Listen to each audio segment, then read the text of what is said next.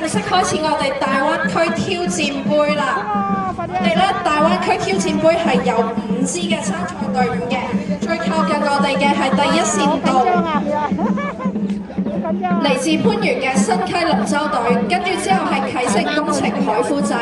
第3線道係嚟自澳門嘅澳門文友龍舟隊，第4線道係南英龍舟會，以及第5線道係番禺嘅康賢物業龍舟隊。哇！好緊張啊！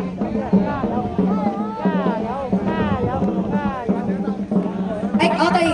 誠邀咧各位我哋參賽嘅隊伍同埋現場嘅觀眾同埋大陸嘅街坊咧，可以同我哋一齊為呢5支嚟自大灣區嘅隊伍打氣。大家都可以估下究竟係香港嘅代表、係澳門嘅代表，定係番禺嘅代表咧，會勝出我哋今次呢一個大灣區嘅挑戰杯。其實5支隊伍咧都已經過咗我哋第2個浮波，準備係我哋嘅第3個浮波衝線。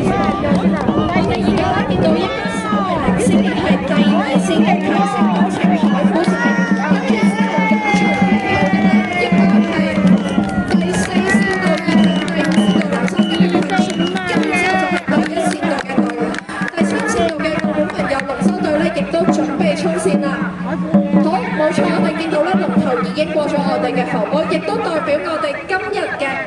大灣區嘅挑戰杯咧係圓滿結束。